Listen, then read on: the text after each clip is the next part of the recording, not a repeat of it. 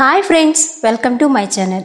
ఇవాల్టి వీడియోలో ఇప్పుడే వచ్చిన బిగ్ బ్రేకింగ్ న్యూస్ గురించి తెలుసుకుందాం. పెన్షన్ పొందే వారి అర్హతలను తనిఖీ చేయాలని కొత్తగా ఏర్పడిన టీడీపీ కూటమి ప్రభుత్వం నిర్ణయించింది.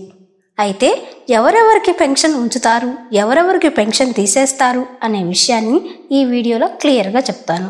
వీడియోని ఎక్కడా స్కిప్ చేయకుండా చివరి వరకు చూడండి. వీడియో నచ్చితే లైక్ చేసి నా ఛానల్ని సబ్స్క్రైబ్ చేసుకోండి. కొత్తగా ఏర్పడిన ప్రభుత్వం వచ్చే నెల నుండి పెన్షన్ 3,000 రూపాయల నుండి 4,000 రూపాయలకి పెంచి ఇవ్వనున్నారు. అలాగే వికలాంగులకు పెన్షన్ 3,000 నుండి 6,000కు పెంచి ఇవ్వనున్నారు.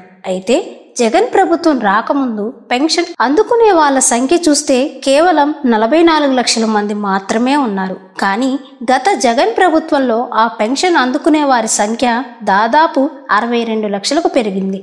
అయితే కొత్తగా ఏర్పడిన ప్రభుత్వం పెన్షన్ అందుకునే వారిపై వారికి ఉన్న అర్హతలను మరోసారి వెరిఫికేషన్ చేయాలని అధికారులను ఆదేశించనుందని సమాచారం.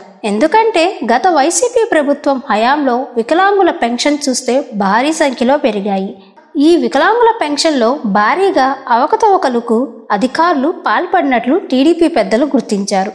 వికలాంగులు కాకపోయినా ఏదో ఒక వంక చెప్పి, అంటే వెనికిడి లోపమో లేక నరాల వీక్నెస్ అనో, కళ్ళు సరిగ్గా కనపడవనో, మాటలు రావనో, ఇలా అడ్డమైన సాకులతో బాగా ఉన్న వాళ్ళని కూడా వికలాంగులని సదరన్ సర్టిఫికేట్లు పుట్టించి పెన్షన్ పొందుతున్న వారు లక్షల్లో ఉన్నారు.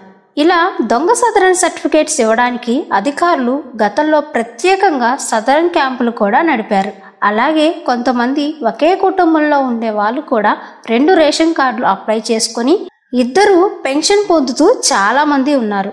కొంతమంది పెన్షన్కి ఏజ్ సరిపోకపోయినా ఆధార్ కార్డులో డేట్ ఆఫ్ బర్త్ చేంజ్ చేసుకొని పెన్షన్ను పొందుతున్న వారు కూడా ఉన్నారు. ఇలాంటి ఫేక్ పెన్షనర్స్ని పీకి పక్కన పెట్టాలని టీడీపీ ప్రభుత్వం భావించి తనిఖీలు ప్రారంభించబోతుంది.